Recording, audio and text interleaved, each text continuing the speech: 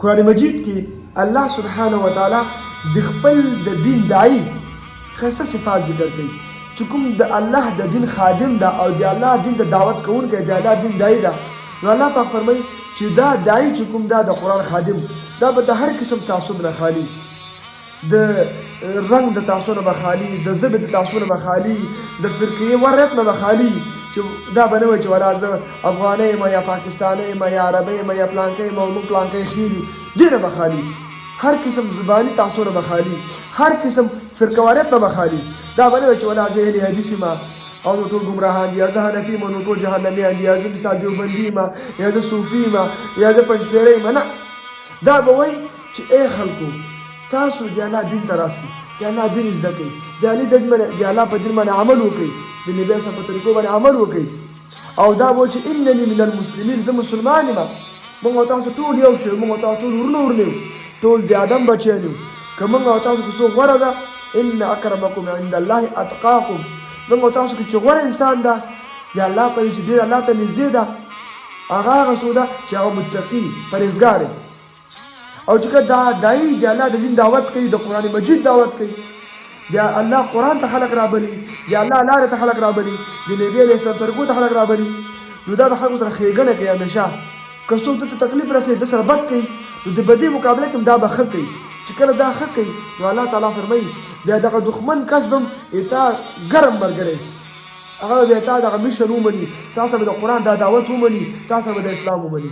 نو الله تعالی فرمایي دي په سورة حامیم سجده کې الله تعالی فرمایي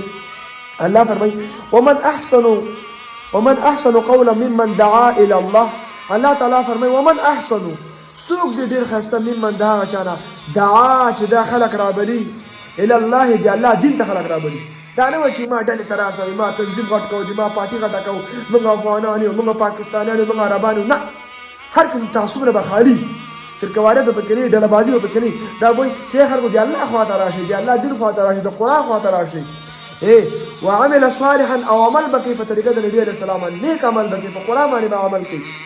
وقال وای به دا انني زه چې من المسلمین، زم یو مسلمان یم، تاسو واندې تاسو مسلمانان وئ، نو دغه زم یو عادي مسلمان یم. ډېر غټې مبالغې به نه کوي چې زه خدای یم او زه رسېدلی یم او داسې دي او قیمه خبرونه به تاسو ګمراه وئ. نه، دا به چې زم یو عادي مسلمان یم. او بل الله تعالی فرمایي ولا تستوي الحسنة، او الله فرمایي د برابر دا نیکي، ولا السیئات، او نه دا بدي. نیکي او بدي الله فرمایي برابر نه ده. چې که تاسو څوک بد نه رسئ، د الله دعوت کوي، د الله قرآن ته خلک رابلئ، نو که تاسو څوک بد کوي نو الله تعالی فرمایي ادفع بالتي هي احسن، نو دفع کوه د بد لره په هغه طریقه احسن چې هغه ډېره ښایسته ده. نو بد که تا سره څوک کوي، ته خو د قرآن خادم یې، ته خو د الله د دین داعي یې، نو ته دغه بدي په ځای باندې چې خلک تا سره بدي کوي، ته بدي مه کوئ، بدي بجې ته ورسره نیکي کوه.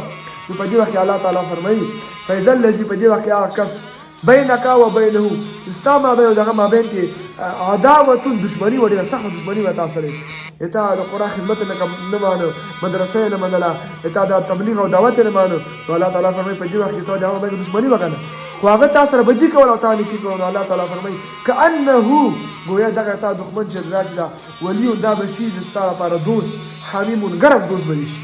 نو عزتمندو، دا د صحیح داعي او د صحیح خادم، هغه چې د قرآن خدمت کوي، هغه چې د الله دین ته خلک رابلي، دا د هغه صفات دي چې هغه به خلک د الله دین ته رابلي. هر قسم اختلاف نه به دا مبرح او منظم وي، اختلافات به نه کوي، تعصب نه به خالي، ډلو نه به خالي، فرقواریت نه به خالي، او نیک عمل به کوي، او خلک به د الله دین ته رابلي. او چې څوک سره بدي کوي، نو هغه بدي مقابله کې به دا ورسره نیکي کوي.